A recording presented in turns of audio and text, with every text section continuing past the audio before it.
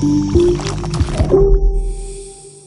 know, the topic around buyer personas is something I talked about 5 years in a row. Anybody ever been to my presentation a previous year? Okay, so mostly first-timers. And I thought I would take on a different version of this year, because what's happening as marketers are starting to build buyer personas, and if, you know, everybody here is talking about personas, you got to have a strategy, you got to know your audience, pretty obvious. But what's happening is people are getting too many personas. And I'm reminded of the children's nursery rhyme. You guys know this Mother Goose nursery rhyme, you know. There was an old woman who lived in a shoe. She had so many children, she didn't know what to do, right? And then you're stuck with the care and feeding of all of these personas. How's that working out for you? And really, it's one of the biggest questions I get when I'm interviewed is, how many buyer personas do you need? And so I want to take that on today. That's what I want to accomplish today. Let's sort out how many buyer personas you need. And the way we've got to do this is we've got to stop short on the notion that a buyer persona is a name and a picture associated with demographic data, associated with, this is a B2C example. How many people in the room are B2C marketers? Okay. I was weird they put me on a multi-channel track. I'm like, really? Okay. Because it applies to everybody. So let's see, how many people are B2B marketers? Yeah, more of you. Okay. And so this is a B2C example, and if you're a B2C marketer, you may have done this. And if you're a B2B marketer, you might have something more like this, where your persona is depicted, again, name, somebody's job title, what industry are they in, what company size are they. And if you go down this track for too long and you start with something like industry, company size, age, gender, you could literally endlessly produce new personas. And this is what's happening. And my fear is that if it keeps going this way, in a few years, we will have given up in personas. I mean, I've been here for 5 years talking about buyer personas on this stages like this. I'm afraid that 5 years from now, nobody will have me back. Because if we keep trying to build personas for the sake of personas, we aren't really achieving anything. We're not making a difference. And at the end of the day, it's about the result we produce. So I want to suggest to you that a persona has two parts. A persona should, yes, tell you who your buyer is. Absolutely, this is critical. But much more critically, your buyer persona needs to tell you how, when, and why your buyer makes the decision to do business with you. What keeps them stuck? What keeps them in the status quo? Or what keeps them from believing that you are the best choice? Why in the world are they going to the competitors? We want to get insight, not just into what are their hobbies and, you know, what's their personality and are they risk takers or risk adverse and all that stuff, which is fine to know.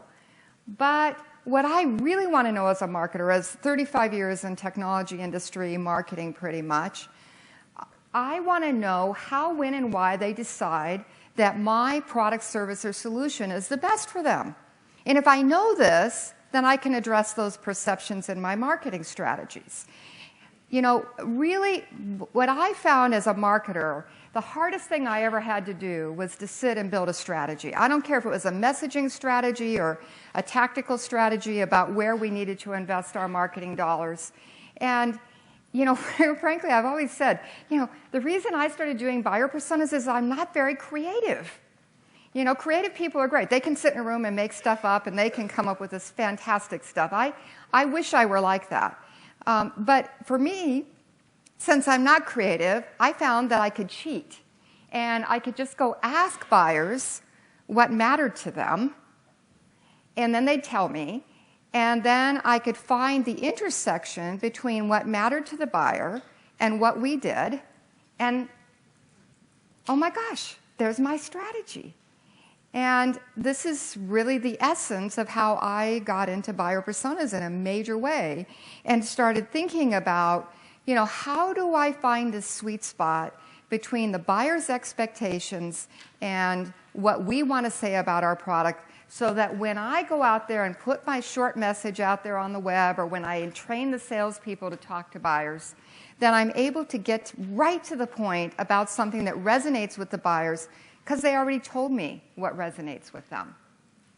So here's the deal. When we go out to build buyer personas, one of the things we're trying to figure out is who are the buyers out there that we shouldn't engage?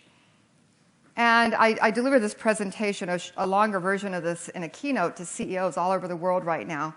And one of the things I tell them is, look, you guys are saying that everybody is your target market. And this is such a huge mistake. Because the fact is, buyers have different expectations. And some buyers' expectations align well with your capabilities, and some align sorta, and some don't align at all. Now, a few years ago, I was speaking at a conference where I was in a patio. It was in the afternoon. This was in Scottsdale, Arizona, on November 5th, 1990, more than a few years ago. When you get to my age, 1990 seems like a few years ago. So I'm in front of the, I'm meeting with this client, and as I get out to the patio area, if you've ever been in Scottsdale in November, you are so relieved to get outdoors. It's just the air conditioning. You've been in it for months. Go out on this patio. It's a gorgeous day, and lo and behold, out in the patio is a Bengal tiger. Honest, a real Bengal tiger. And 600 pounds on a leash lying on this patio with its trainer. And so me, I don't know about you, but I love fluffy animals. And so I am absolutely inspired to go walk over to the trainer. There had to be 100 people there. I'm not alone with this tiger and the trainer. And there's a cluster of people around the trainer talking to him. And I join the cluster and I say, fatefully, "May I pet the tiger?" And the trainer says, "Absolutely, just walk around the tiger this way." And so I did, just as he instructed, precisely, I might add. And as I put my hand down on the tiger's head to pet him, he grabbed my right leg with his paw, chomped down on my leg, and proceeded to drag me across the patio. Now, obviously, I'm fine. I still have my leg. This isn't a prosthetic. But here's the message, guys. I did not understand that buyer's expectations. I did not understand that tiger's expectations. They were clearly not aligned with my capabilities, right? This is a dramatic story, and it's only recently that I've started telling this story on stage. It is a true story. But it dramatizes what's happening in our companies. And the version you get is you invest a lot of money in marketing products where nobody is responding. And it's not necessarily that your capabilities are wrong. It's that your message, your strategy, your story isn't aligned with what the buyers are seeking. And we've got to get alignment here. This is the goal for buyer personas. It's not so that we can populate our marketing automation solutions and have databases that have all these labels on them. All those things are fine to do. But the real purpose is to get strategic about how we go to market. And we're not doing that unless we get insight into what matters to the buyers. Now, I want to talk to you for a minute about B2B versus B2C. I asked for a show of hands. You guys are a blend. I want you to throw all that away because you think B2B and B2C is what matters. I want to suggest to you that what really matters when you're thinking about your buyer is how much time, energy, and commitment do they put into the evaluation process. And this can range anywhere from seconds to minutes to hours to weeks to months to years. You know, if I go into the grocery store, I buy the same carton of milk off the shelf, out of the refrigerator every week. I never read the label anymore. I just keep buying that. And a lot of products sold at retail are like that. But if I have, the kind of products that I've done a lot of marketing for, buyers are spending a lot doing this evaluation. They're spending a lot of time. They're committing a lot of energy to this. And the reason this is instructive for us as marketers is that when we went to school and we learned about marketing, we heard about the 4 Ps, product, price, place, promotion. We think our strategy is about that, right? And I want to suggest to you that that's absolutely true and that your success is tied to primarily place and promotion and price if it's a very low consideration product. It's all about those attributes. And if that's your business, God bless you. Get creative. I have no idea how to really reach those buyers successfully. It's an interesting job. I kind of, love hearing speakers talk about that. I've never had that job. But if your buyer is spending a day or more, if they're spending weeks, if they're spending months doing an evaluation, it's because they want to gain trust that they're making the right decision. And this is important because as marketers, our strategy is different. It's no longer about just the 4 Ps. It's about what can we do to earn that buyer's trust. And the reason this is so critical is that from the buyer's perspective, if they make a wrong decision, if they engage with a vendor who turns out to be a tiger, their reputation's at risk, they may lose a lot of money, they may have some dramatic experience as a result of making the wrong choice. And so as people say to me, does this apply to B2B or B2C? I say that's not it. We're doing a study right now for a company that's a really fun study, sells customized vacations in Costa Rica. B2C, consumer buyers. We're doing another one around retirement communities. Big, important decision. Multiple buyers involved. And then, of course, we're doing studies for all the big tech companies in the world who have buyers for whom, if they don't get trust you, it doesn't matter what the price point is, it doesn't matter how great the product is, you're not going to win their business. So the purpose of the buyer persona is to tell us what do we need to do to earn this buyer's trust. That's it. That's what we're trying to find out. And fortunately, in a long sales cycle, in a long buying cycle, buyers go through stages of a journey, we would call it a buyer's journey, to decide whom to trust and who they can't trust. And so we have a chance to sort of peer into that journey and gain insight into the questions that they're asking, the answers they seek, and to align our strategies accordingly. And so as we think about their journey, we're thinking about what are the questions they're asking. I don't know if anybody heard Marcus Sheridan's speech yesterday. Love the guy. He's writing a book that's coming out in December called They Ask, We Answer. Now, Marcus and I come from very different backgrounds, but the point is your buyers are on your website and they have a question that they're seeking an answer to, right?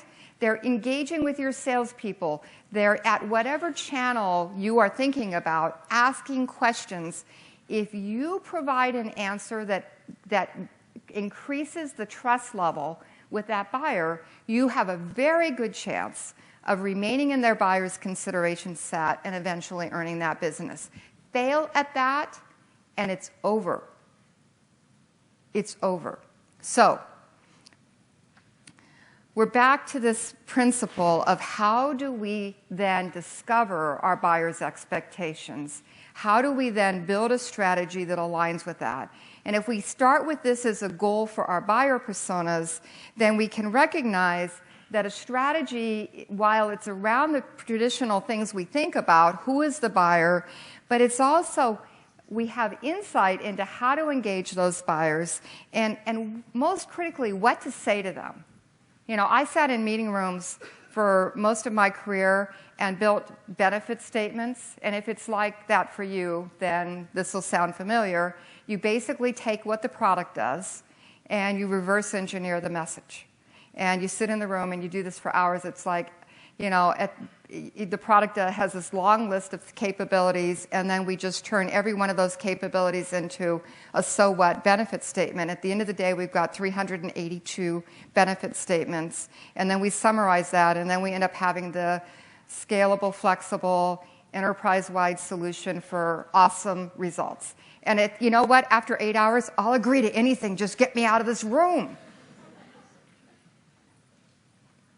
Instead of that, what if we started by looking for insight into what buyers care about as they go through the buying decision?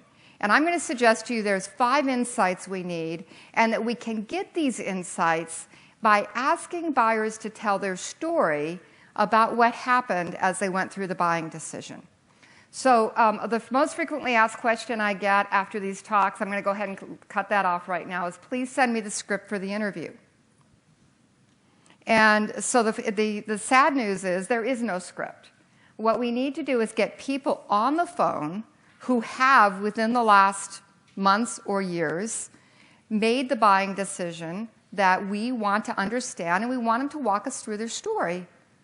And at the very beginning of the interview, we're going to say to the buyer very carefully, take me back to the day when you, this is the only scripted question, you guys write this down. Take me back to the day when you first decided to evaluate a blank product, service, solution. Insert your product category there. Take me back to the day when you first decided to evaluate this category, you know, a vacation in Costa Rica, a retirement community, a new cloud solution for marketing automation. Take me back to that day and tell me what happened. Their answer to that question is going to tell you what triggers investments in that solution. It's going to tell you, if you do this across a number of interviews, you're going to get insight into what we call the priority initiative. What happens in that buyer's mind, in their family, in their corporate environment, that is actually the triggering event. And we think about drivers all the time in marketing, but what if we could hear this from the buyer's perspective? What if we could interview buyers, record the interviews, transcribe them, and capture the verbatim quotes and deliver them as insights so that the buyer isn't just a pretty picture anymore, but it's actually a story. As we continue to walk the buyers through their story about this real buying decision, which, remember, took days, weeks, months, or years, we are continuing to probe on now and elicit what happened as they went through this evaluation.